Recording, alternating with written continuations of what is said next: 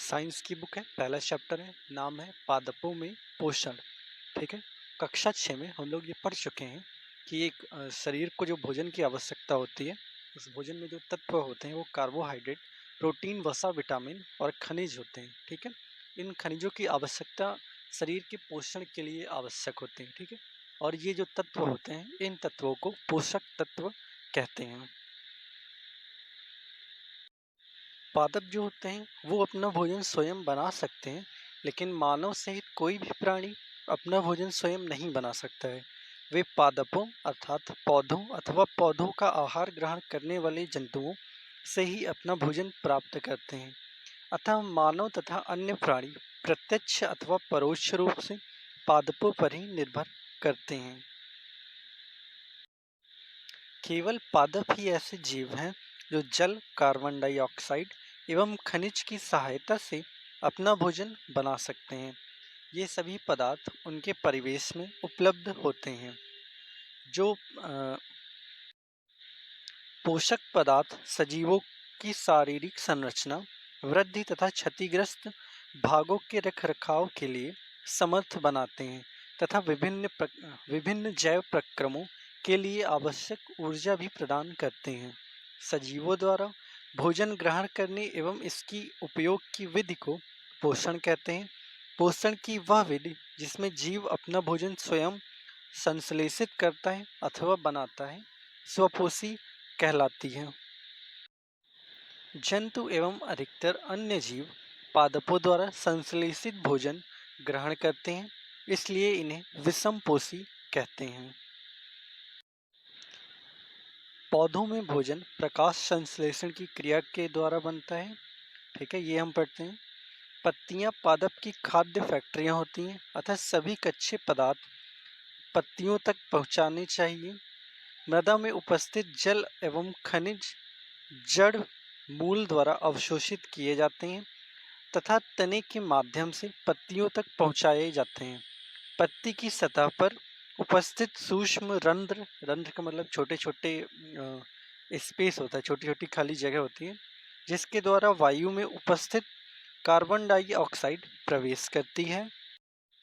यह रंध्र द्वार कोशिकाओं द्वारा घिरे होते हैं। ऐसे छिद्रों को रंध्र कहते हैं। जल एवं खनिज वाहिकाओं द्वारा पत्तियों तक पहुंचाए जाते हैं। ये वाहिकाएं नली के समान होती हैं तथा जड़, तना, शाखाओं एवं पत्तियों तक फैली होती हैं। पोषकों को पत्तियों तक पहुंचाने के लिए ये वाहिकाएं एक सतत मार्ग बनाती हैं। पत्तियों में एक हरा वर्णक होता है जिसे क्लोरोफिल कहते हैं। क्लोरोफिल सूर्य के प्रकाश, सौर प्रकाश की ऊर्जा का संग्रहण करने में पत्ती की सहायता करता है। इस ऊर्जा का उपयोग जल एवं कार्बन डाइऑक्साइड से खाद्य संश्लेषण में होता है। क्योंकि खाद्य संश्लेषण सूर्य के प्रकाश की उपस्थिति में होता है, इसलिए इसे प्रकाश संश्लेषण कहते हैं। अतः हमने देखा कि क्लोरोफिल सूर्य का प्रकाश, कार्बन डाइऑक्साइड एवं जल प्रकाश संश्लेषण के लिए आवश्यक है। इस पृथ्वी पर यह एक अद्वितीय प्रक्रम है। पत्तियों द्वारा सौर ऊर्जा संग्रहित की जाती है तथा पादप में खाद्य के रूप में संचित हो जाती है। अतः सभी जीवों के लिए सूर्य ऊर्जा का एक चरम स्रोत है। प्रकाश संश्लेषण के दौरान पत्ती की क्लोरोफिल युक्त कोशिकाएं सूर्य के प्रकाश की उपस्थिति में कार्बन डाइऑक्साइड एवं जल से कार्बोहाइड्रेट का संश्लेषण करती हैं। इस प्रक्रम का समीकरण आप देख सकते हैं। कार्बन डाइऑक्साइड प्लस जल सूर्य के प्रकाश की उपस्थिति और क्लोरोफिल की उपस्थिति में कार्बोहाइड्रेट और ऑक्सीजन प्रदान करती हैं। इस प्रक्रम में ऑक्सीजन निर्मुक्त होता है। कार्बोहाइड्रेट अंततः पत्तियों में मंड के रूप में संचित हो जाता है। फिगर ए में आप देखिए पूरी पत्ती दिखाई गई है। फिगर बी में पत्ती की काट आप देखिए। सबसे ऊपर क्लोरोफिल है, ये छोटे छोटे बिंदुओं से हरे कलर में है। द्वार कोशिकाएं, उसके नीचे साइड में देखिए रंध्र हैं और ये रंध्री द्वार, ये आप देखिए कैसे बना हुआ होता है। ठीक है, आगे पढ़ते हैं। पत्तियों के अतिरिक्त पादपों के दूसरे हरे भागों जैसे कि हरे तने एवं हरी शाखाओं में भी प्रकाश संश्लेषण होता है। मरुस्थलीय पादपों में वाष्पोत्सर्जन द्वारा जल क्षय को कम करने के लिए पत्तियां शल्क अथवा सूल रूपी हो जाती हैं। इन पादपों के तने हरे होते हैं जो प्रकाश संश्लेषण का कार्य करते हैं। फिगर आप देखिए, जो कार्बन डाइऑक्साइड है ये हमें वायुमंडल से प्राप्त हो रही है, सौर ऊर्जा सूरज से मिल रही है, पत्तियों में क्लोरोफिल पहले से उपस्थित है, जल एवं खनिज हमें मिट्टी से मिल रहा है। ठीक है, ये एक पूरी प्रक्रिया है प्रकाश संश्लेषण की। ठीक है, हरी पत्तियों के अतिरिक्त अन्य वर्ण अर्थात अन्य रंग की पत्तियों में भी क्लोरोफिल होता है, परंतु इन पत्तियों में उपस्थित लाल भूरे अथवा अन्य रंग क्लोरोफिल के हरे रंग का प्राच्छादन कर देते हैं। प्राच्छादन का अर्थात ढक लेते हैं। इन पत्तियों में भी प्रकाश संश्लेषण होता है। हम सभी लोगों ने घर के आसपास देखा होगा काई जम जाती है, इन काइयों को ही शैवाल कहा जाता है। कुछ पादप ऐसे होते हैं जिनमें क्लोरोफिल नहीं पाया जाता है, वे भोजन संश्लेषित नहीं कर सकते, फिर वे अपना भोजन बनाने के लिए किसी दूसरे पौधे पर डिपेंड होते हैं। ठीक है, मनुष्य एवं अन्य प्राणियों की तरह ये पादप भी अपना पोषण के लिए अन्य पदार्थों द्वारा निर्मित खाद्य पदार्थों पर निर्भर होते हैं। ये विषम पोषी प्रणाली का उपयोग करते हैं। ठीक है, आप ये फिगर देखिए, ये अमर बेल का पेड़ है, कैसे ढक के रखा है किसी वृक्ष को। ठीक है,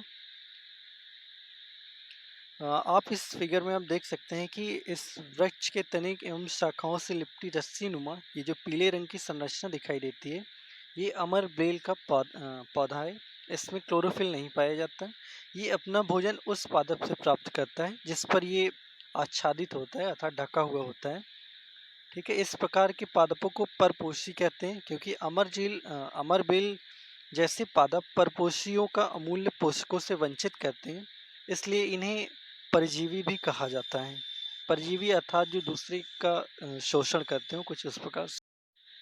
कुछ पौधे घटपर्णी होते हैं, अर्थात ये कुछ पौधे ऐसे होते हैं जो कीटों का भक्षण करते हैं। इसमें आप फिगर में देखिए कि एक घड़े की जैसी आकृति बनी है। इस प्रकार का कुछ पौधा होता है, जब इसमें कीड़ा अंदर जाता है तो ऊपर ढक्कन के द्वारा ये ढक दिया जाता है।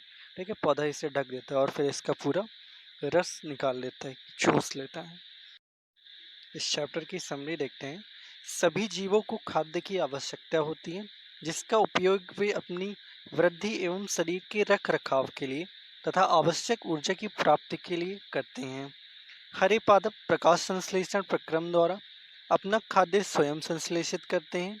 हरे पादप कार्बन डाइऑक्साइड, जल एवं खनिज जैसे सरल रासायनिक पदार्थों का उपयोग खाद्य संश्लेषण के लिए करते हैं।